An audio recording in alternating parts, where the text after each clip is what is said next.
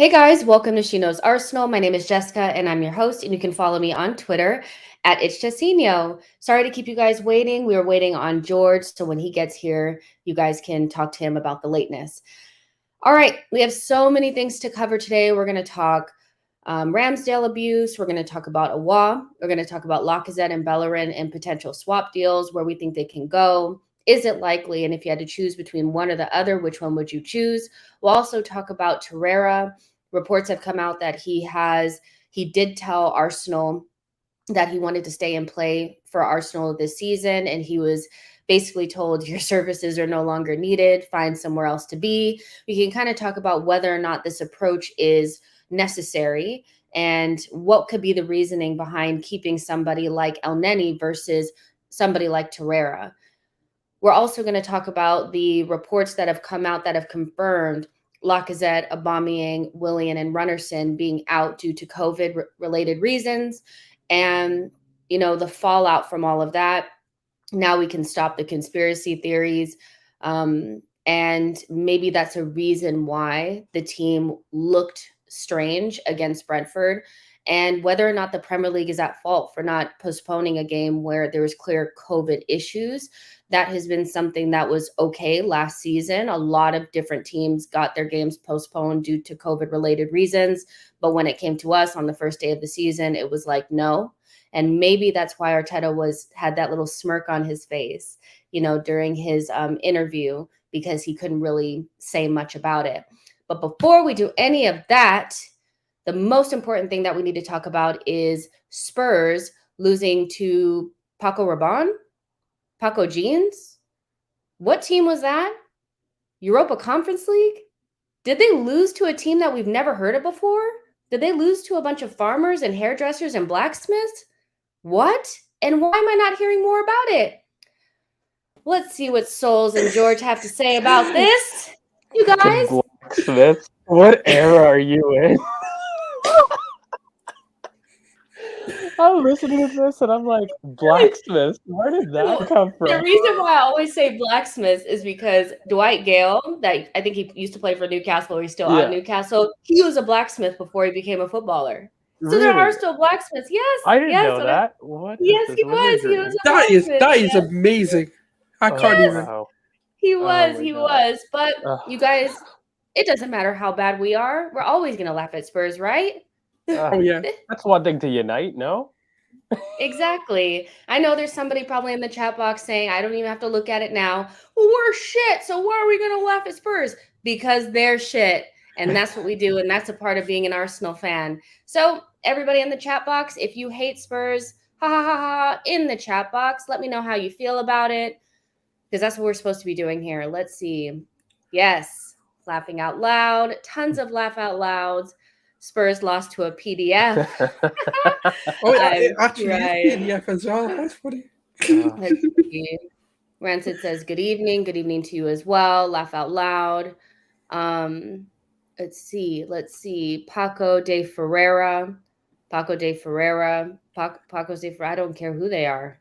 I mean, okay, who we are, because we would get bantered if we lost to Man City. So they're definitely getting, and what kind of, is that not the most Spursy thing to do?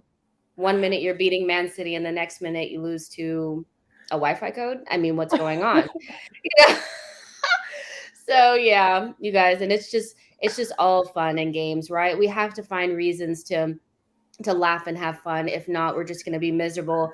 Somebody, a longtime listener of the show, had put a comment on the last video saying, Jessica, what happened to you? You've changed so much. You look so down and distraught. The team is taking you down essentially. And I was like, wow, he's right. I am so I was so dead yesterday, but today I'm bringing the energy. We're going to have a fun show.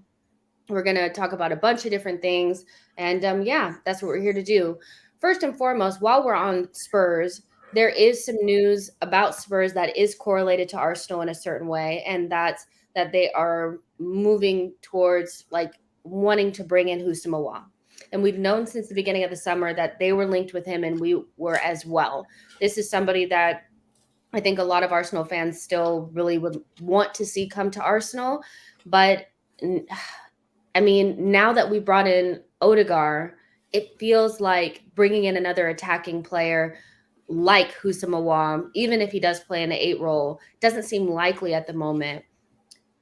Is there a spot for Husam? Is there some value that he could add to our team, or is it kind of taking care of with the players that we already have, George? No, I mean, I think there's always value. You go the Wenger mold, and you have as many attacking midfielders as you can. You fit them in, and you end up dominating games. You dominate the midfield, and so I think with a player like Husam, you're not getting a bad player. It's not a case of he doesn't improve your team; he improves it immensely. I mean, some would argue we should have gone for Awar over Odegaard, period. And so.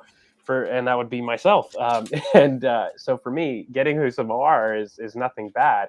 I think the issue is when you buy an Odegaard, though, what that sends in terms of your team is a very specific tactical message. And I don't quite agree it's the 4-3-3 space that everyone would think. It's really because with Odegaard, he requires somebody with physical presence to bounce off of and to float. The one thing that we saw kind of last season was he struggled for the same spaces that really our best talents were in. And when you add in a Ben White who really likes to progress forward in that right half space, when you're looking at Odegaard and where the space is going to be, he's going to really need somebody with some central presence. And I don't think Husam Awar actually solves that really. And so I think the tactical issue that you've done with the Odegaard is you now need to recruit a physical striker, a physical presence in there so that his floaty kind of persona, because he doesn't offer centrality, Odegaard. He never will.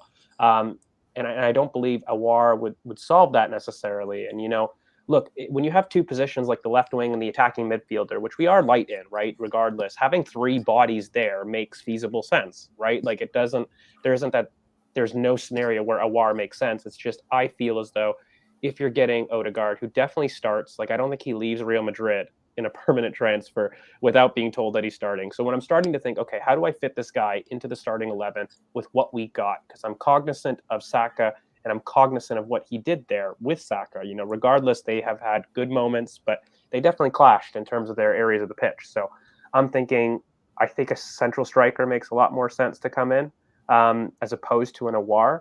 But I will reiterate, I'd probably rather Awar was purchased over Odegaard, but that might be a different conversation. Yeah, for sure. It's just one of those things where it just gives me a little bit of anxiety just knowing that if he goes to Spurs, that is another narrative, another line, another something for the Arsenal fan base to capitulate over.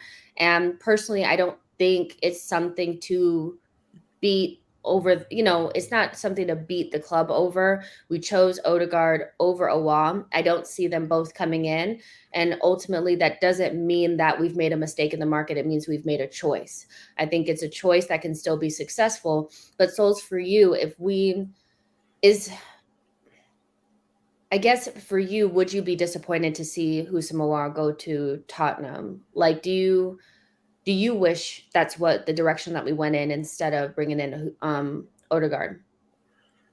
I think it was set in stone as soon as we said Xhaka's staying, just because I think that to me solidified the sort of we're going to go with the double pivot, we're going to go with the single cam, and that's the formation we're going to go with, and that's the tactical output we're going to go with for the season.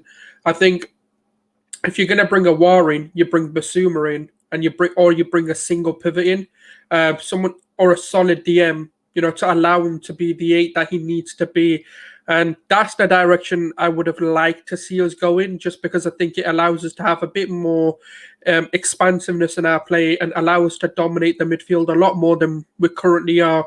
But I do think Odegaard does help with that. He does have a little bit of ability to control the midfield, especially with how we then set up is ESR goes out on the left and, Odegaard down the middle. And look, I know we're very 50-50 on that system, and we're very 50-50 on whether we like it or not yet, but it does bring a bit more control, especially in those bigger games. And that's kind of where that's where my toss-up is, because for me, it does, like George said, it does put us in a tactical dilemma where we can't really change a lot. I don't see Odegaard as an 8, nor do I see any of our other midfielders coming in changing us into a 4-3-3 or a 3-man midfield with a single, base. And that's for that I think was because they didn't get the man they wanted. That's my personal opinion. I think they wanted Locatelli to come in, or even if it's smoke screens, they wanted someone like him to come in and be that DM for them. And unfortunately, they couldn't get him, and they didn't want a plan B to come in. And that's what it looks like. And then they said, all right, let's just stick with Xhaka, and then next summer we'll sort that out. But to then kind of go in and go get Odegaard is sending a statement that even moving forward, because don't forget, this guy's 22. He's 30 million. It's not a lot of money, but it does show that this is where we're building towards, and this is sort of the player we want to build moving forward. Or it could be simply, it just makes financial sense because his value is only going to increase, and we can sell him for, let's say, 50 million in a few seasons to come, then go get that number 8 that we won and that, single base that we won. So I think for me, it's a future signing, is someone that we're banking on more than I think this is the way we want to move forward. Because I do still think if Arteta's here for another, this is the question, is if Arteta comes in or if a manager like him comes in, we will be moving to a 4-3-3. But Xhaka needs to go for that transition to happen. The issue that I have with it is really the two players are kind of like a mirror of what I value most on one side, but don't necessarily value as highly on the other. And the trouble I have with Odegaard and free 8 roles and these shouts of him like a Bernardo Silva or a David Silva is he doesn't have the physical capacity to do that. And he's way too one-footed, and he doesn't show consistent overlaps to the same degree that these players have done. And so it's very much a specific style of play where you get an Odegaard. He's very limited. It's not that he's bad, but he's limited in how you can function with him. These other guys like, David Silva, your Awars, like they were amazing physical beasts. People don't realize how great they were, not only over the first 5 yards, but these guys could overlap at will, in and out. And I don't see really Odegaard doing the same way. And so for me, there's that part to it. But at the same time, if we're moving towards a 4-3-3, why do you get rid of Joe Willock? I still can never understand that. Even in the short term, like even if you think in 1 or 2 years we're going to do it, why don't have a buyback clause? Why not have something like that for a Joe Willock? Where this is my big question mark with it. So yeah, I just think Odegaard is a very specific type of 10, and it's not that he's bad. He has very great world-class qualities. It's just you need to fit him quite well. And he's worked best with a Haaland, an Alexander Isak, somebody with physical central presence that he can float around. And we've got the runners and the outlets for him to feed, but he needs his bully. He needs his bully to dominate that center space in order for him to float around best. Yeah, it's just, I just guess I'm like a little bit like, wow, I would have wanted a wall. Like I do, like I would want him to, but at the same time with Emile Smith-Rowe, and I know people be like, they're not similar, but I'm like, they do very similar things off of the left-hand side. They really, really do. And unless you're going to play with the midfield 3, I don't really see why you would bring it. Because the thing about it is that, we do want depth. We want quality and depth in all of our positions. But the reality is you have to find time for your young players to develop. And we banked quite heavily, on Emile Smith-Rowe. So I don't see a reason to bring in a wall right now without Europe, but it would be nice if we moved into a 4-4-3 for him to be somebody available to us to play as an 8. But we do have bigger issues to solve, I think, than having more depth and all this kind of stuff. I think the midfielder, if we were to bring it in, would need to be more of a Bruno Guimaraes, more of a Basuma. That would be more of a priority than getting another flair player, if that makes sense. We're building foundations right now, so we'll see what happens. But I already know if they sign him, it's going to be, oh my gosh, we made such a huge mistake. And it's just like, oh my gosh, I just can't, you know what I mean? So what are you eating? Me? Yeah. I'm having cookies. What kind of cookies? Well, they're in a bag, but yeah. Says a lot about a man what kind of cookies you're after. Yeah, I'm like, are they oatmeal raisin, chocolate chip? Oh no, I'm not that. No. They're like double chocolate and milk chocolate. I'm boring like that. Okay, nice. I had to know because I saw you put your hand in that bag and I was like, what is he eating? But let's talk about Ramsdale. Not really about how he plays or anything like that, but just kind of the abuse that he received after, I guess, Arsenal fans realized that it really was happening. And I didn't see any of it specifically, but I knew it had happened. You know, we don't really want to screenshot it and retweet it and stuff to give those people life and air. It's just not what we need to be doing. But, you know, I'm seeing that some people are feeling like that's the right way to react to a signing. And I just feel like the message is being given to the wrong person. Ramsdale is doing what any of us would do, which is sign the contract. It's not his fault. If you don't like the transfer strategy, which I have questions about, now we're in a position where we have to sell to buy, and we still have huge gaps in the squad, and we've spent 75 million on a center back and a goalkeeper. But that doesn't have anything to do with Ramsdale specifically. So why are we going onto his social media and battering him for it? And then saying things like he should have to prove to us that he's good enough to not get abused is some of the sickest shit I've ever heard in my whole life. Like, and I know that these aren't Arsenal fans and they don't represent the Arsenal at large, but it's just disgusting to see that over and over and over again, we do the same things and expect players to perform.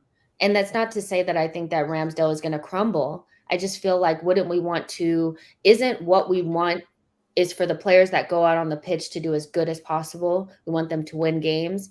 What we do offline or online is not conducive to what happens on the pitch. It's just not. And we know that the players look at their social media because they talk about it. They talk about the abuse, and to say, get a burner account, your social media people are just managing the account. Who cares? You know, other people are getting stabbed. Who cares what's happening to you? You just had to block a couple people. That is sick. You know what I mean? And at this point, I just want Ramsdale to do well because I'm an Arsenal fan. And can we just get to the point where we just back our team? Like, is that so hard to do? Like, that's literally our job. But George, like, how do you feel about the kind of ever-present abuse that, like, our fan base tends to transfer over to players? And, like, do you have a message to these people? Because I just feel like I'm sick. Like, I'm actually sick of it. I just don't think they're fans. They're sick people, really. This idea that you have to deserve your respect in the shirt, but then that allows me to abuse you. I don't understand. They're just not fans. I really couldn't say it more clearly than that. And, you know, I'm really sick and tired of this fan base seemingly doing this on many occasions. We have this tendency to eat our own players or to even choose sides. Like, we like this division. And for me, that should never extend to personal attacks on family or person. I draw a line. Like, this is football. You cannot agree with, you know, decisions. You cannot agree with executives. You cannot agree on price. Whatever you want. You can think the player is not a good player, but to then kind of throw abuse at your own child, like in your own person, like he's on your team, like he's your blood. I just don't get this mentality. Like, why can we not, as fans, defend our own? I just don't get why that makes you or a positive or deluded or whatnot. At the end of the day, the man is putting on an Arsenal shirt. You defend that man for defending the club and the badge. That is it. You don't have to send abuse to him. And like we do this with Xhaka, we've done this with Giroud. We do this with players that we don't like, and I just firmly don't understand this idea that because you feel that a player is crap, that gives you the right to then cross the line and be personal, attack their family. There's a certain thing, for me, I separate. So I don't view them as fans. I think they're ridiculous. They don't belong in my fan group or my fan base at all.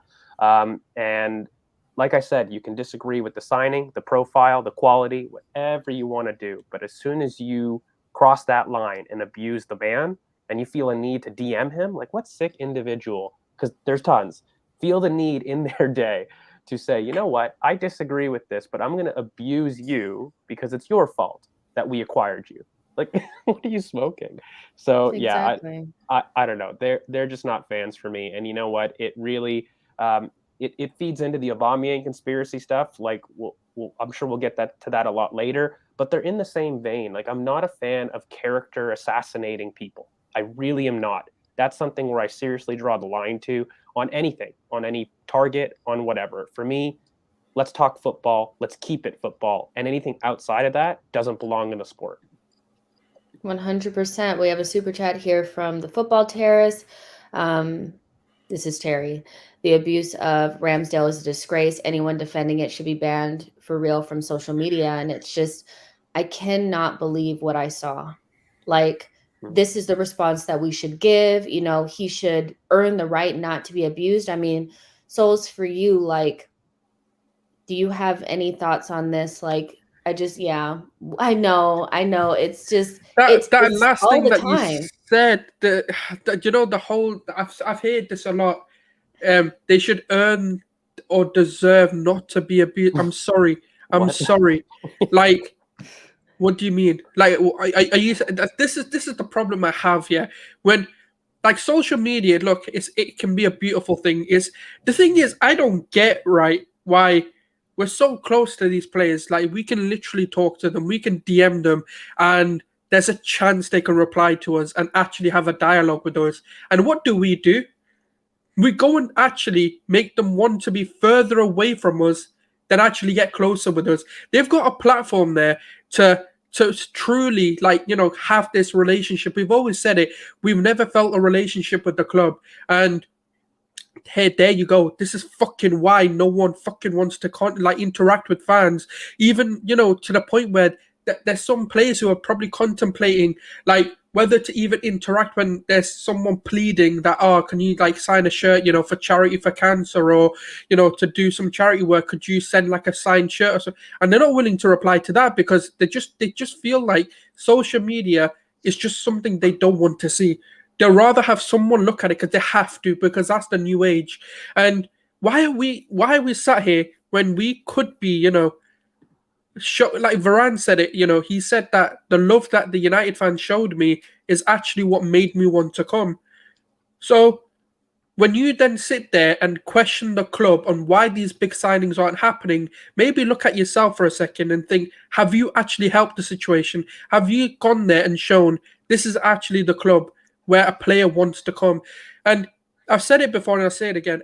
Even if you agree or disagree with the signing, to abuse a player, well, to abuse anyone is bang out of order, when the reality is they're acting as if you've raped your mum or something. Fam, the guy's done nothing but join your club. He's done nothing harmful. He's not harmed anyone. He's not done anything illegal. All he's done is moved from one club to another to you know, have his dream. Do we not have dreams? Do we not want to, you know, one day work for a company that's, you know, let's say in the tech industry, because that's what I'll understand more. The dream is to work for Google. The dream is to work for Microsoft. The dream is to work for Apple. Imagine then your current workplace start abusing you because you've decided to, or go to Google. The management's fine with you. They're happy with you. But then everyone around it is just like, well, what a you know, B word, what a this, what a that. Like, you've all you've wanted to do was just achieve your dream. And this is how you get welcomed. I'm sorry, like, I know people are going to sit there and go, yeah, but it's the minority. It's just. They aren't those souls. They've caused them to shut off comment. Yeah. That's the problem. You cannot say that they're the minority, because if it was a minority, that's what I'm saying. It's like people think it's the minorities. It's this, it's that. Yeah, Look they how try to diminish it. They try to diminish it by saying, "Oh, it's just a small minority," but this is my problem with it doesn't really matter. It isn't. Yeah. It doesn't matter. And you know what? It isn't a minority, because you know what? Ramsdale's not the first one. Granit Xhaka's not the first one. You want to go to United? I'm sure Pogba's not the first one. Like, this vile abuse is a line that we don't cross. I don't know who needs to hear it and hear it again, but just because you feel wronged does not give you the right to personally attack people that are part of your team, your blood, your family. It's not on in football, and it's outside of football. It's really quite simple. But you know what? It's funny. You know, like, Arsenal, like, you know, well, from my perspective anyway, has always been deemed as a classy club. You know, some, like, you know, you look at them and you think, yeah, class, you know, oozing like gentlemen, yeah.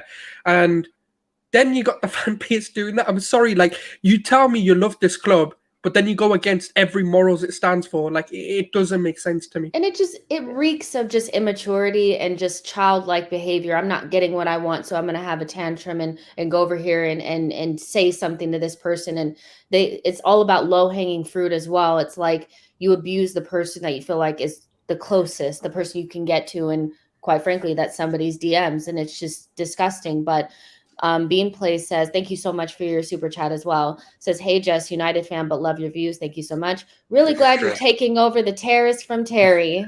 Yes, I am. I am the new owner of the terrace. So, yep. And we have the same issues at United with fans, especially Ollie Outers. I've heard a lot about that. He's doing a good job, and people are still like, just cannot get over it and use any narrative to like support this Ollie out thing. And quite frankly, if Arteta was doing as good as Ollie, my mouth would be shut. You know what I mean? Like sometimes it's just you believe something so much and you want to force your narrative so badly that you create things and you create like arguments and stuff just to keep going. And it's just so silly. You know what I mean? We have another super chat here from Tahir. Tahir says, with all the abuse, I think it's so important that we encourage people of all races, sexes, etc., to continue to partake like you guys. I much prefer to watch you than the same old boring guys on Sky, etc. Keep up the great work. That's a really good point. I do think that that's probably why fan channels are getting so much bigger and people are, even big companies are trying to attach themselves to fan channels with just regular people because it's more accessible. It's people that they can relate to, and it's not the same old boring stuffy stuff. Yeah. So thank you so much for your super chat. And I do agree with that 110%. Let's move on from that. But yeah, I'm really glad that that we kind of touched on that. Harry just sent us a WhatsApp and said that he wanted us to integrate this into the show. And he says, this is a tweet that came out. I get this from Richard Jolly. Tottenham became the first English club to lose games in each of the Champions League, European Cup, the Cup Winners' Cup, the UEFA Cup, Europa League, and the Intertoto Cup and the Europa Conference League. Good job, Spurs. Good job. It's the history. It's the history. It's the history of the Spur. Cock and bull. All right, so now let's get to the main subject, which is reports have come out that, and this is from Chris Wheatley. He says that Lacazette and Bellerin could be involved in swap deals. We are looking to sign a sixth player, but it will only come to fruition if we are to sell players. And one of the ways that we can maybe make this happen is by using a swap. We have seen that, there have been rumors about Trippier, Bellerin swap, Tolisso, Bellerin swap, Lacazette, anybody from Barcelona swap, Lacazette, Awa swap. So we were told, like, I think last summer by Fabrizio Romano that player swaps were going to be kind of like the new way of doing business throughout the pandemic. We haven't really seen it, really start moving, but I would like to see kind of what this looks like because, well, the last player swap that we had was horrific, wasn't it? Was that Mkhitaryan and Alexis? Yep. That was like the last one. Yeah, so we really don't want those vibes, but I do think that this might be an opportunity for us to take advantage of if the right opportunity comes about. George, for you, if between Lacazette and Bellerin, what do you think is the likelihood of a swap deal coming to fruition for us? Do you think it's likely? Do you think that we can get something like that over the line? They are extremely rare. I think you could probably count, on two hands the number of high-profile swap deals, and even some of the Barcelona ones that they did, they weren't true. Like they were swaps, but they kind of made them in transactions. There's a lot of money laundering going on there. So that is fraudulent. It was. I wasn't going to say it, but yeah, like it's a little bit strange. So like the number of true swaps that have actually happened have been so few. So yeah, to think that's feasible is kind of, I don't know, disingenuous for me, but they do happen. And the one thing that I really place emphasis on is not so much the Lacazette one because he's on absolutely ridiculous wages. And I think that one's very, very tough. The people that you're looking to swap him with are not top six Premier League clubs, and they can't afford that. So that's not one I really place value in. But the Bellerin one, I do. And the reason I do is because, look, he's not on inordinate wages, but even there's been reports from David Ornstein that he's willing to take a pay cut. And when you have that's very different. So the big issue that we've had, even with our sales, forget like any kind of basic swap deals, but our sales on, kind of really high wages, none of the players would accept pay cuts to leave. And so that's something that I really respect with Hector. I have my own thoughts about him. He's one of two major agendas I have in the Arsenal squad. But like as a person, I love him. Like I can't say a bad word about him as a person. And so when I see those things, though, that he's willing to take a pay cut, I really think that's feasible. And I told people kind of once I got Odegaard signed, I really said, pay attention to Trippier, pay attention to what that could do, because, you know, that is a deal that I really see very feasible in terms of our transfer strategy, in terms of the rough valuations. You're looking at a 31-year-old versus what is Hector now, 27? You know, with multiple years on his contract, like those are similar valuations. But in addition, he's willing to take a pay cut for Atletico. So for me, I see that as kind of the perfect marriage in a swap. So typically what you need is both clubs needing a player from you, seeing a gap, but also there being some kind of similar valuation to be held. And for me, the only difference is the wages between the two. And if Hector's willing to take a pay cut, then that kind of equals the measure for feasibility. So yeah, I really think that, you know, Hector and Trippier is probably the best stopgap that I can see currently on the market for right back also. Like, it's also what I want. So I'm suggesting it, but it's also what I want. I mean, I think Trippier right now is the best stopgap that we can do right now at right back, besides getting my dream Baku. I have to mention him. If I don't, you know, it's bingo. So, but I think he's like an excellent stopgap, right? Homegrown, 31 years old. And I think he'd be great with Ben White too, because I think the one thing when you start looking at that back line is it is very young. And so for me, not only does profile-wise it make a lot of sense with Odegaard now coming in, but I think having another voice at the back that's a little bit more experienced does help. And if we can get rid of Bellerin and grant him his move, I think he deserves it. I don't want to spend too long on it, but Hector deserves it. He's given his life literally for the club. I think he's actually given his health for the club. He was overplayed, and he basically got injured playing for the club. So for me, while he's definitely not good enough and he's nowhere near the level at this moment in time as a man, amazing ambassador, and I think we should grant him his wish. If he's willing to take a pay cut, that's basically the impetus, right? It gives Arsenal leverage in deals now instead of giving the other clubs leverage. Yeah, especially because the other destination for Trippier is Manchester United, and to my knowledge, they're having some trouble selling, and they would need to probably sell in order to bring somebody else in. So we would, if he's desperate to come back to England, we would be a good option for him. And I do agree with you that we need some veteran energy in the back line, but the right type of energy. It can't just be any old person. It literally needs to be somebody that has some leadership within them and in knowledge of the league. Exactly. How weird would it be to have two Kierans, one on each side, both two KTs? That seems that's crazy, isn't it? You know, but Sulz, for you, now that we're in a position where we want to bring in a sixth player, and a lot of people, I think, can agree that we haven't really addressed some of the first 11 issues that are really plaguing us. Like, it's really something that I think is worrying a lot of the fans. Do you think now it becomes more apparent that the transfer strategy may have not been that great? Because again, we had 75 million to spend. You spend 50 million on Ben White, you spend 25 on Ramsdale. You know you have those guaranteed. Could we have not used that money more economically so we're not in this position?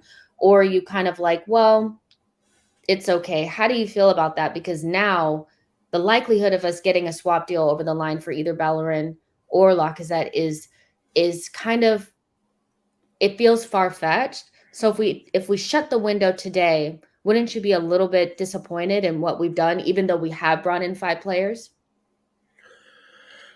No, 100%. I think obviously when you look at £75 million in terms of what can it bring us, it gets you Basuma, Awar, and then you can look at Neto possibly.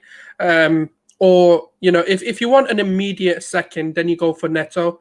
If you want someone you don't mind waiting a few months, then you go get Onana. But either way, 3 players would equate to about 75 million. And that automatically, there you go. Your starting 11 is already improved and in key areas. Then obviously the question will always come back to the the right back situation, the left back, backup left back, and all of that. But we've already addressed those situations where we've got Lokonga to bring that midfield depth in. We've got Basuma, and then obviously with that, we're keeping Xhaka anyway. So what that in turn does answers all your midfield depth issues. We've, suppose out the third, best defense in the league. So do we really need? It's not that it's a we want Ben White. We didn't need Ben White. That's I think the way that I look at it. We could have just kept Saliba, saved ourselves the 50 million, and took the gamble with him, because there are bigger issues in this team than I think going and getting Ben White or even Ramsdale for the price that we paid for him, and then that allows you to then move forward and go get your right back and not worry too much, because there are a lot of improvements within your first core. And it can also, having that midfield control can then allow those defensive deficiencies not to be too big of a problem. And when it comes to these swap deals, they're difficult really to actually get done, unless you've got a player that is so sought after and the other team has a player that's so after. And then you've also got to think about the two players have to agree. That's the thing we forget. We think, oh yeah, as soon as the club have agreed, that's it, it's done. No, if Bellerin says no, then it won't happen. If, I don't know, let's say it is Trippier. Let's say if Trippier says, well, actually, I don't want Arsenal, I'm going United, for example, then that's it, your swap deal's done. And then because that takes so long to structure and make sure that everyone's happy, you've wasted a lot of time. The swap deals you can't have a backup option for, because there's not going to be a player in the world that's going to be like, backup option, really? Because the right back has to be someone who's going to come in and start. So it is going to be of a good to like a very good level of player. It's not going to be someone who's willing to come as a backup. We're not looking as a backup to Taney, for example. We're looking for someone to come in and make an impact. And that's got to be someone of a good quality or a very good talent. And you can't, unless you're negotiating prices, you can have a plan B. Swap deals, you can't have plan Bs for, especially this late where you've got 2 weeks to make it happen. It's literally make or break. And that's what it comes down to. The thing is, I'm not against the players we've signed. It's just, I don't think we've done enough to really sit there and go, yes, we're moving forward. We're moving forward, but in 2 to 3 years' time. And that for me is like, I know people are gonna look. I'm not one of those that's thinking, oh shit, relegation's coming in the next 2 years, because I don't think that's possible for us. And we are better than relegation, let's be honest. But it doesn't scream top six to me. It doesn't scream, yes, top six ambitions. But because we don't know, Lokonga has had a very good game. He's had a good preseason. He looks to be a player that can come in for Partey and hold his own. But we don't know how long we can expect this for. Like Odegaard came in, made a really good impact, and then it kind of phased out at the end of the season. And that could happen to Lokonga. We don't know how good Tavares actually is. Ramsdale is still in the question whether he's actually going to be good enough in the system we're trying to play. So it's a lot of can they rather than yes, they will. And I think we'll see. I think our transfer strategy is we hope. And it's a gamble tactic. Well, really quick, Sean makes a really, really good point here. Why are we assuming that this wasn't the plan all along? And I feel like, this may have been what they wanted to do. Now, whether you agree with that or not, I think has to do with your expectations. I think there are a lot of fans that went into this window thinking we need to do what's necessary to get into the top four now, which meant that we need to buy players that are ready to go right now. We need to buy our Madisons. We need to buy our Locatellis. We need to buy our whatevers and make sure that we are hitting the mark now. At the end of this, if you shut the window right now and I looked at the players that we brought in, I would say the plan it's not about for now. It's about 2 or 3 years from now. So if this is what the club really wanted, and this was the plan, then they didn't really make a mistake, did they? We just don't like the plan. I've always been a big proponent of the longer term rebuild. Always. My expectations were always go into this season, just try to get into Europe. 6th, 7th place, that's fine.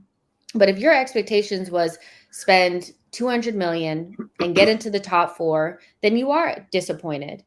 But maybe this was the plan. Is that out of the realm of possibility, George? Do you think that this might have been just get our backups, make sure that we get people that can step in if our key players get injured, make sure they're young, up and coming, so that they increase in value and they get really good young players that can play right now that are inevitably going to get better, your Odegaards, your Whites, your Ramsdales, to fill in with your Tierneys, your Gabriels, and all of them? So my issue with this is we had an opportunity to change the profile and look of this team. And while I think this absolutely was the plan, I don't agree with the plan. And I'm struggling here because I feel as though there was a much better opportunity to change what we value in midfield. I've been very vocal about what I felt the window should be in terms of kind of your Awars, your Basumas, your Bakus, your Onanas. Those type of profiles are very different to what maybe we've seen. And so while I actually like a lot of the players that we've done, I don't think we've had the best fund allocation. I don't. But the issue of, is this the plan? Well, 100%, because I think this is their first choice. I mean, they didn't want Xhaka to leave. And so I also don't think that's a long-term move, right? Like, that contract extension screams kicking the can down the road, screams it. It's a 1-year extension plus 1. That's not you building for your future. Like, the guy's 28. If you did like that profile and him, you'd give him a 4-year deal, regardless of age. Okay. So it really isn't that. And so my issue with it is I see this transfer window a mix of future building, but also short-term winning. And so for me, I just don't agree with the plan, but I'm holding my tongue. I'm biting my lip because in order to see Odegaard succeed, I've always said I need to see that physical striker. And I think that's the last cog in the plan. And then things make sense to me tactically. But right now, as is, if we close the window and this is what we get, I've always said 6th. And I don't think Odegaard moves the needle enough for me to even jump it up to 5th or beyond. I really don't. I don't believe in him as much as others do. And so for me, if we were to end, 6th would be my expectation, because I based some of my 4th on getting a Maddison, or even if not, getting an Awar and a Basuma. Changing the profile of this midfield was key to my projections of moving forward to 4th. And I just am frustrated because I felt we had the money. It's not a case that we didn't have the money. You look at what we've done with Ramsdale and what we did with, Odegaard, regardless if you agree with it or not, that's enough money to get your Awars and your Basumas at the most, biggest sense of projections. So for me, that was a clear decision. Now, I don't agree with it, but I'm backing the plan. I want to see it out. The one thing you can't say is Arteta wasn't backed. He was completely backed. And these are his players. This is his team. And I said on Spaces before, I was waiting for Arteta to get his leader in the final third. I always felt it was Maddison. I always felt that's what he valued. And the fact that he chose Odegaard, though, is not like a flimsy switch. For me, that's a very purposeful, tactical choice. I don't agree with it, but it's his. So I'll let him realize his vision. I'm really not sure if I'm a fan of it. I'll be honest with you. But I'm waiting to see, because as I've always said, I think that with Odegaard, you need a striker. And this changes the complexion. And I know people don't believe it's feasible, but you get like a Dominic Calvert-Lewin or somebody in that mold.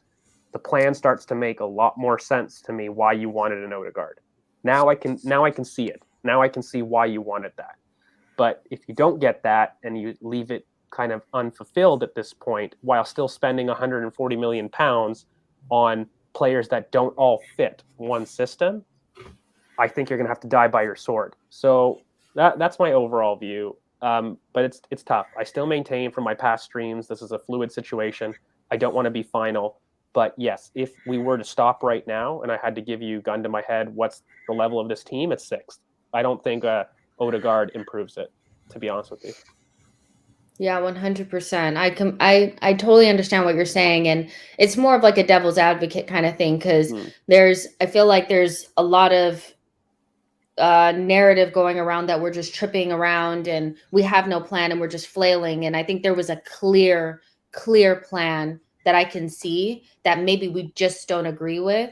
And I think what they're doing is they're buying young and then banking, not financially, but they're banking that the gap that they have between them between Arsenal and, let's say, the top 4 or even the top 2 is going to be shortened just by developing these players, and rather than trying to financially battle it out with them every single season. And I think that's what they're banking on this happening.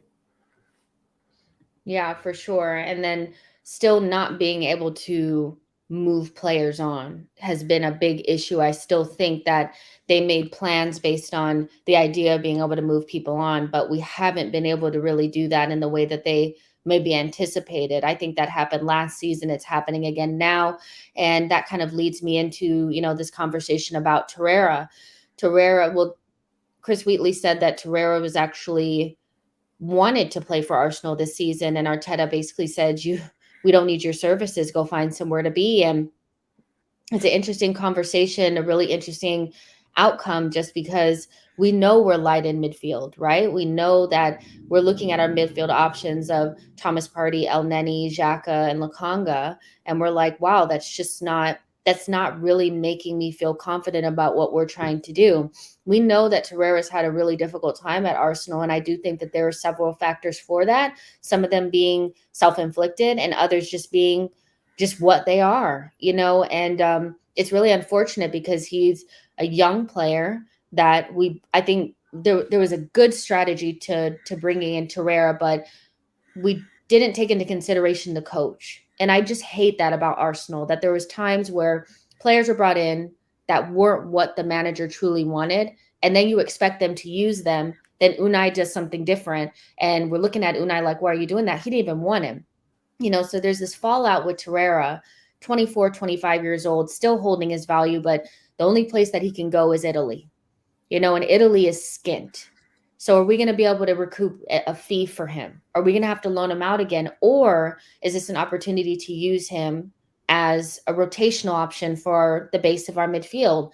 Some people feel like, well, he's better than El Neni, so why not just bring him in? But George, I want to get your opinion on this, because I kind of am like, yeah, if Arteta were to say, yeah, I'm going to bring him in and let him just kind of be a rotational option, I kind of would be okay with that. If he says, no, I don't want him around, I'm kind of okay with that. But where do you kind of sit with that whole Torreira situation?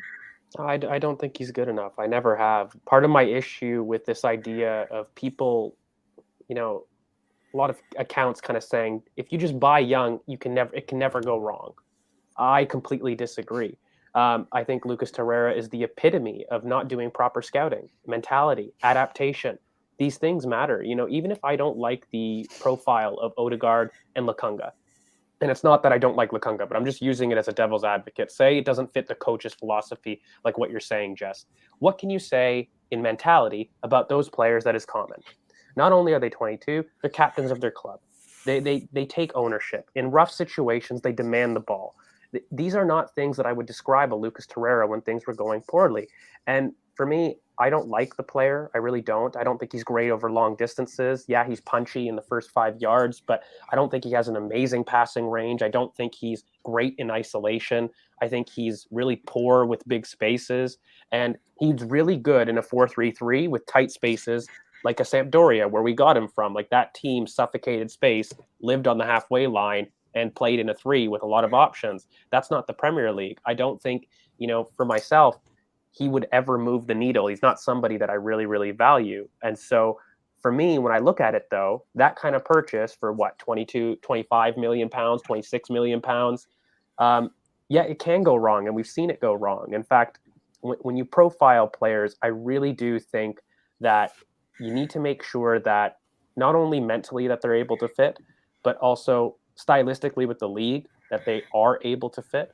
And so I also don't want players that are tactically limiting. Whenever I suggest my players, Samare, these other players that have gone for similar fees, like, I do this because when I look at, the profile of players that I select, they're very different to your Torreiras. They're very different to these players, right? And they fit for any coach. That's my biggest thing, okay? So, like, Odegaard, what worries me, it's not that he's horrible and whatnot. He's a good player in his own right, but the one thing that does worry me is Odegaard is so specific that another coach that does come in 4 or 5 years down the line may not like that profile. It's not versatile. things that I like in terms of an Aouar. He can play in a pivot. He's shown it to an excellent degree in the Champions League. He can play at left wing. He can play as an 8. He can play in multiple positions. And for me, when you buy someone like a Torreira, who, again, specific, like this is why I bring it up, like the theme between the players that I'm not a fan of are those that don't fit mentality, are specific to a system, and that is not forward planning. Just because they're young doesn't mean that the asset grows magically all the time. So for me, that's why I think recruitment absolutely is a very key thing. And yeah, I know Soumaré, I have to put him in. Like he's my favorite player on the market. I think he absolutely was the best deal on the market, and I'm really pissed that we haven't gone there. But he's an example of a low purchase quality player that mentally hits the checkbox, physically hits the checkbox, versatile. No manager will say no to that type of player, whether you're a 4-3-3, a 4-2-3-1, a 3-4-3, whatever you want. There's a place for a Soumaré. You can't say that about your Odegaards. You can't say that about your Torreiras. You can't say that about some of the recruitment decisions that we've done in the past. That's the biggest thing that I had hoped we would move away from. And look, half of the stuff is great. Lokonga does that, by the way. Ben White does that, by the way. Tavares does that, by the way. Ramsdale even does that, by the way. I know people don't want to hear it, but in the long run, he does that. He fits multiple philosophies. So it's not like it's all doom and gloom, but I just feel as though we haven't been the best with our funds. Fundamentally, whether I agree or not with the plan, I don't think that monetary wise we've been the best. So it's tough. It's tough. I'm holding my tongue, to be honest with you. Yeah, it's one of those where I guess there's some things I feel very strongly about, like very, very strongly about. And then there's others where I'm just like, because I know that even if Torreira was here, like he literally wouldn't be playing, it is what it is. And I think I have sympathy for him in certain situations, and then I have less sympathy. But I do feel as though we have to go all the way back to the beginning and remember that his deal that was supposed to go through for Napoli fell through, and then he ended up choosing us as a default. And that kind of started the whole process of him being disillusioned by being in London with the coach, with this and that. So if Arteta doesn't want him and see him in his plans, cool. But I already know that some people and it's never as simple as Torreira is better than El Neni. It's never similar to that, because in the system, I think they're both limited and they're both quite mediocre, so it is what it is. But let's talk about the COVID thing. Sulz, I'm going to go to you first. Reports came out today that it, in fact, was COVID that led to the Lacazette and Aubameyang not being in the squad against Brentford. And then we later find out as well that it's Runnerson and Willian too. And COVID-related reasons kept them from being in the squad. The game was almost canceled or postponed, but it went forward. And we ended up playing without two of our main strikers, which was rough. And you could just see that the team was just like deflated or something. Do you think that having that type of shakeup, maybe feeling like the game would be postponed, because every game that had COVID-related reasons last season, major ones, were postponed. This one wasn't. Then you have to grab Gabby and grab Balogun, one player who's never really played with the first team like that. Another one that's just coming back from Tokyo, chucking them into the team against Brentford away. Do you think that might have been something that threw them off? And that's why we saw that weird performance, because I think we can all agree, especially on this channel in particular, that looked weird. I've never seen them look like that before. And I think George said that as well. What do you think, Sulz? The thing is, I understand why the fan base went into a frenzy. The club haven't really given anyone a reason to trust them. I get that. I understand that element of it. But the thing is, when you watch the game and you actually watch it now with a calmer, I mean, it's not calm to watch. It's a horrible game to watch in terms of we did not perform. And obviously, when you look at, Aubameyang, Lacazette, Willian, and Runson, okay, two of those are players who were probably going to start, or one of them was going to start and be that sort of like leader to the kids. Like, because it might have been Martinelli starting, or it would have been Balogun starting, or I think one of them would have started this game anyways. But to lose someone like that, your talisman, and then obviously in Aubameyang, your captain, it's a loss for any team. Like, regardless of form, regardless of how bad he's been recently, it's a loss for any team to lose someone so big, and especially the way it came out was hours before the game was meant to kick off. Now, if you go and tell a kid, look, this is your debut, and he's not really ready for it, he's not even like sort of warmed up in cup games or proven himself off the bench. This is like literally just being thrown cold and expected to be warm and have this hot streak. It's unfair. Martinelli came back from the Olympics. The only thing he's been doing is training with the team now. I understand Martinelli's a previous player. He's got, he shouldn't really have a thing of, he needs a game to get back. But you do, every player does, especially when you've spent couple of months away from the team. And don't forget, he came from Tokyo. There's a time difference, there's jet lag. Not only is he training for a week, he's also trying to get over the jet lag and the time difference and get his schedule back, because he wasn't gone for a week. He was gone for about a month. So that can actually change the way you are and how ready you can be within a week to play a game. And there's a lot of leading up to it. It wasn't a lot of those players didn't even get a preseason really. Saka wasn't ready either. And to then lose players to COVID, 4 players that, 3 of them have the chance of starting. I know people don't want to hear there's 3 people that could start. Runnisson's the only one who wouldn't start. Willian has a chance of starting. As much as we agree or disagree with that, Aubameyang and Lacazette are basically starters. They whether they start on the bench or whether they rotate one game or another, I just find it annoying that it wasn't cancelled or postponed or something, or nothing was put in place for it. Because let's be honest, if that's 4, it's not like we're talking one player. Okay, fair enough, it's one player. You can't just postpone a game over one player. But it is 4 key players, well, 3 key players and 1, secondary player. I think it's unfair. And now the Premier League's backed themselves into a corner where they can't now postpone games, they can't cancel games. But guess what? They will, because it's only Arsenal. And it seems to be, and this is the thing, it's not only just the Premier League now. Sky Sports are having digs at it. TalkSports are having digs at it. All major media outlets are now targeting Arsenal this season for whatever agenda they have against the club. And it seems to be the way it is Arsenal, yeah, whatever, forget it. If they lose players, it is what it is. Whereas if this was Chelsea, or if this was Man City, or if this was Liverpool, or if this was probably any other Premier League team, this game would not have been going on. And especially with how soon before the game, how can you get a club ready to say, look, you've lost 4 players, and we still want your squad ready to be able to play the opening game of the Premier League? It's not even, you can't be prepared for that. I'm sorry, hours before the game to expect 4 players to be replaced, and then your whole because everything changes, your tactics change, Arteta's confidence in it, because you could tell leading up to that game there was something wrong, there was something not quite right in his mannerism, and even when you looked after the game, he looked deflated, and I thought there is something there, and I just think it's unfair. That's the way I look at it. I want to call it what it is. It's a disgrace. It's 4 cases confirmed. Can we just be real for a second here? This is COVID. Look, I work in a medical professional here, and when we have 3 cases on the ward, anything more than that, that's the red flag and limiting for an outbreak.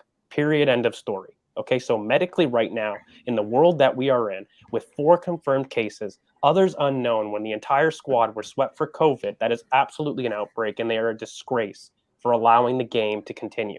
Factually, that is what it is. And when you then force players to perform after going through something like that, after disrupting the plan, it absolutely is ridiculous. Like, I don't know why this is a defense of the coach. This isn't. This is where 4 players in the team were confirmed COVID. And yes, I always said that they were ill.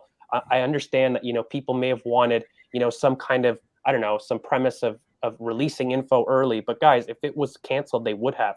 It would have been canceled with the notion Arsenal had an outbreak.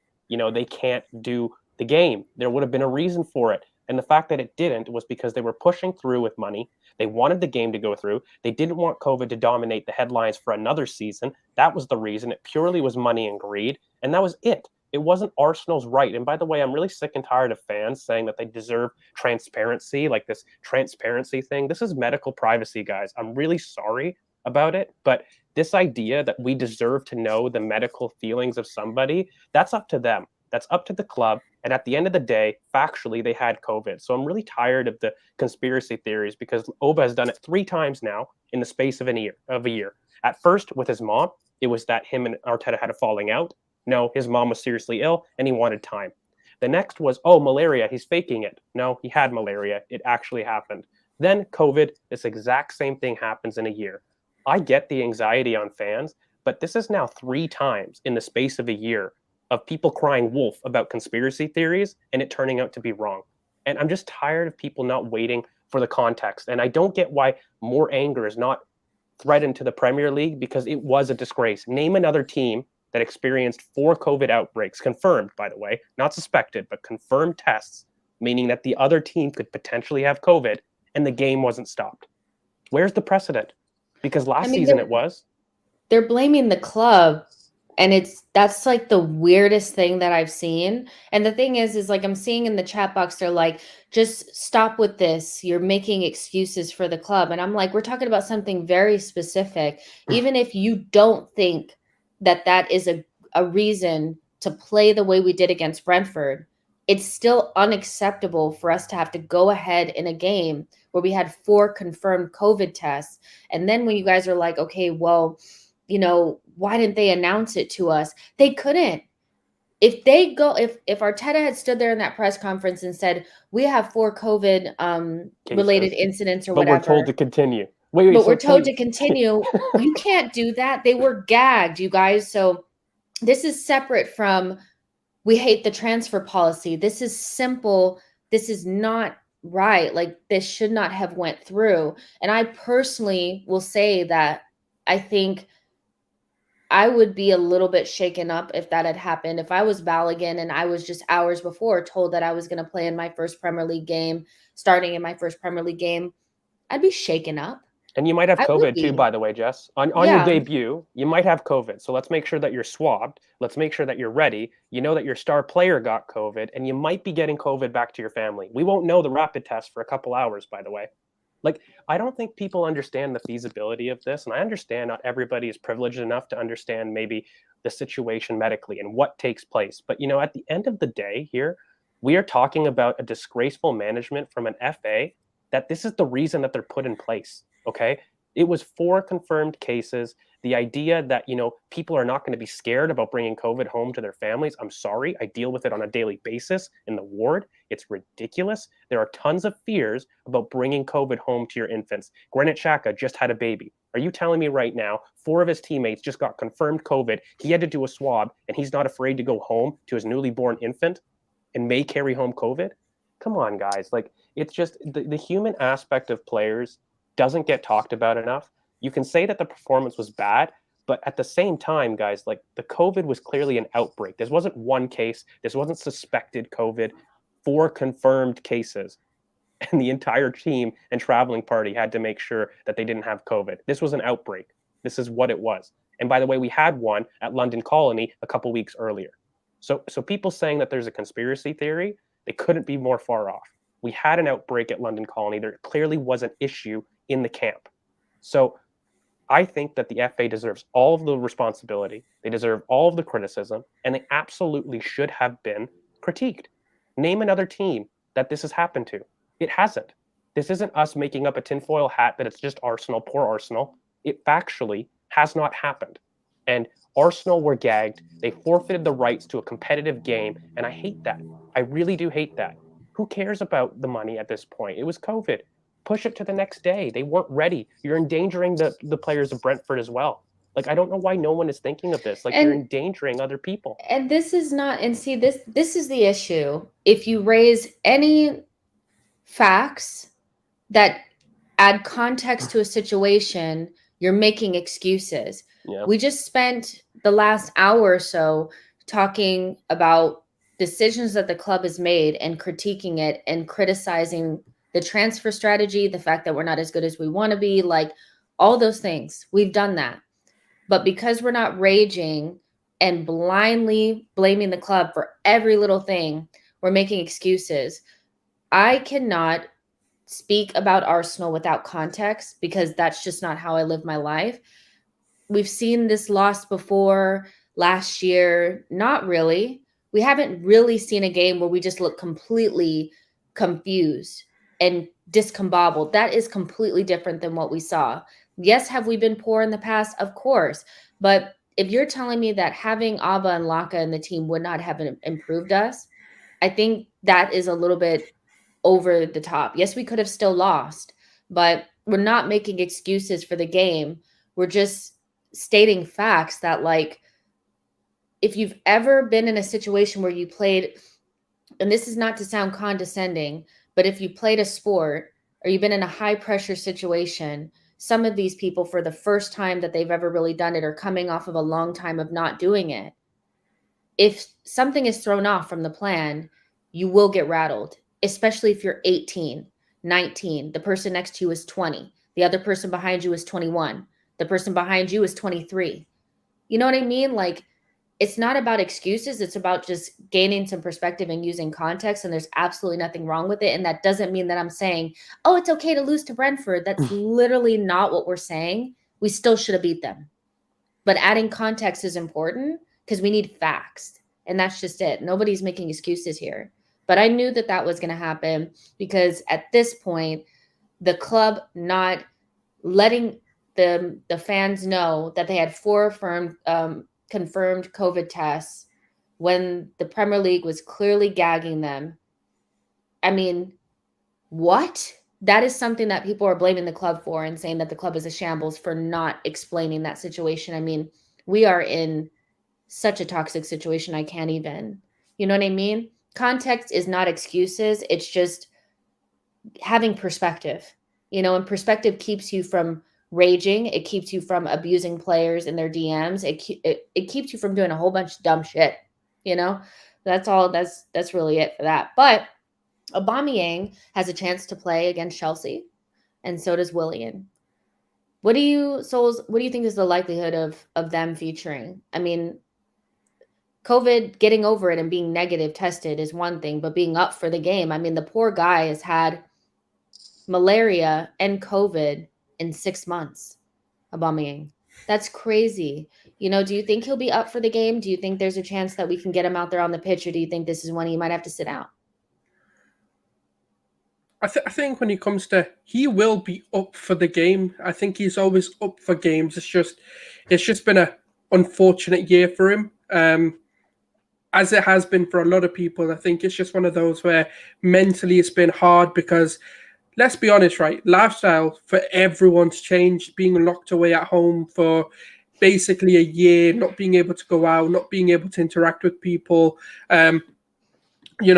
Like it's a massive hit on us because we don't, for a lot of us, we were either sort of, I don't know what it was in America, but we were in the UK, a lot of people were furloughed, for example, where they were still paid a percentage of their wages, but they weren't required to basically work or do anything. So a lot of things changed for a lot of people, and not being in the offices, let's say, not being at, if you worked in retail, not being in the retail atmosphere, mentally played with a lot of people. Footballers are the same, their lifestyles are wild. Like some people, like especially in Aubameyang, for example, he's a very showmanship person. He's a very flashy person. I'm not saying he's an attention seeker per se, but he is very sort of family oriented, and the club must have put those restrictions in place as well. When that Premier League became closed behind doors and everything, you're not really allowed to see your family. You're not really allowed to kind of go out, and you've got to stick to a bubble. And that's kind of what was always being thrown around. And for players, it is hard. Like for us, it was hard. Like, and I think it is a difficult one. But for me, it depends on whether he had the symptoms or not.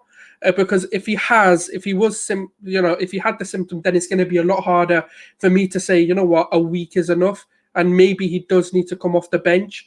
But if he has fully recovered, I'm guessing the club will do the right thing. If he's fully recovered and is fully fit, then he will play. And I think mentally, I do think he'll be up for the game. It's Chelsea. It's one of those where these are the moments he thrives, and especially returning to the fans. I think even if he's not up for the game, as soon as he hears that crowd, he's gonna be like, you know what, all right, okay, you know what, I'm here for it.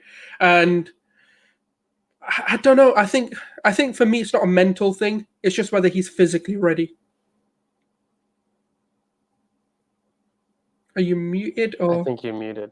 Oh, I was just reading that comment and I was like, I could have sworn I saw Abba miss he was getting chances, but he was missing sitters. Missing sitters is not really on Arteta really. When we were in a time last season where we weren't creating the chances, that was more like, okay, maybe the system isn't working. But come on, you guys, in preseason, Aubameyang was missing sitters. That's on Aubameyang. But George, for you, are you putting Aubameyang in your starting lineup or are you letting him rest a little bit? What do you think? I mean, so for me, it really does depend on how he's feeling. I'm not there to get the medical checks. So if he passes through, he doesn't have COVID and he's clear of symptoms, then it's fine. He can totally start if he's needed to. Really, it's just about medical at this point. Is he fit to play? If he's fit to play, he's in the squad and he's in contention. Whether we do or not is maybe slightly different because I hope that we go to a 3-4-3, and I don't know if I really want a post-COVID Aubameyang running up and down the wing. So if we're doing that system, I don't know if he's even the best for it anyways, so that's more of my hesitation about not starting him, not so much medical. If he's medically cleared to play, there's no issue. That's really what it is. Martinelli was training as a number 9. Do you think that that's the direction that we should go in? I mean, I tried to tell people that's his future. That is his future. I think it's not earlier than I expected because I told people probably post AFCON is something that we would really see in the league about him doing it. But I'm not surprised to see him, train as a 9. That's really was the play for me. I think that we go 3-4-3. The only issue I have is Gabriel is unfortunately, I guess, not fit. I think he was very likely to potentially start, but that's another one where it's like a daily assessment. And so maybe he just didn't quite make it because it seems like he's back in training at the end of the month, which I know it's crazy, but guys, that's next week. So these updates, I don't know if people understand, that's next week for a lot of these guys. So they're close. And I think him missing out is huge. It's huge on the game. But I still would go 3-4-3. I still would absolutely match them up. I think I would go Tierney holding White, and then I go Tavares, Xhaka, Lokonga, Ainsley, Maitland-Niles, and then Emile Smith-Rowe, Martinelli, and Saka. And for me, the reason is because I think we're going to be on. You just ruined the preview. I just realized this. We're doing a preview tomorrow, and you just gave away your starting 11. It's okay. Damn. I'll say why I chose those ones then.